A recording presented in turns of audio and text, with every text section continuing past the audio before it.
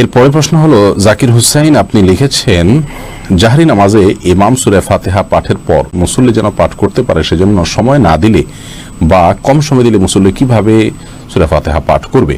যেসব সালাতে ইমাম প্রকাশ্যে কেরাত পড়েন যেমন মাগরিব, এশা এবং ফজর, সে সমস্ত সালাতগুলোতে মুসল্লি ইমাম সাহেবের কেরাত শ্রবণ করবেন, পাঠ করতে যাবেন না।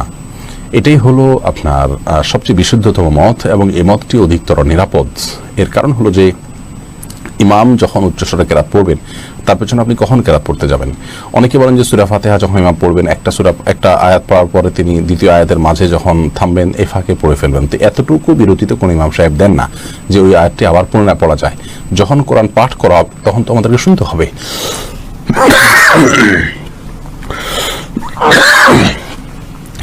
সরি, আল্লাহ তাআলা বলেছেন ওয়াইদা কুরিয়াল কুরআন ফাসতামিউ লাহু আনসিতু লাআল্লাকুম তুরহামুন, যখন কোরআন পাঠ করা হয়, তেলাওয়াত করা হয়, তখন তোমরা শুনবে এবং মনোযোগ দিয়ে শুনবে এবং চুপ থাকবে। তাহলে আল্লাহ চুপও থাকতে বলছেন আবার শুনতেও বলেছেন। তাহলে উচ্চস্বরে যখন ইমাম সাহেব কেরাত পড়ছেন আপনি শুনতে পাচ্ছেন, তাহলে আপনাকে শুনতে হবে মনোযোগ দিয়ে, এবং আবার আপনি কিছু পড়তেও পারবেন না।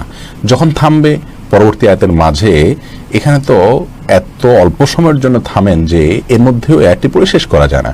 আর যদি পড়তে যান তাহলে হুলস্থুল করে পড়তে হবে। অনেকে বলেন যে সূরা ফাতিহা ইমাম শেষ করার পর অন্য সূরা মেলানোর আগে এই ফাঁকে পড়ে ফেলবেন। এটাও যৌক্তিক কোনো কথা নয়, কারণ সূরা ফাতিহার পরে আরেক সূরা মেলানোর আগে এখানে তো খুব লম্বা গ্যাপ দেওয়া হয় না যে সূরা ফাতিহা পুরোটা পড়া যেতে পারে। অনেকে বলেন যে ইমাম সাহেবের উচিত সময় দেওয়া, এবং অনেক মসজিদে দেনও, বিশেষ করে সৌদি আরবে দেখা যায়।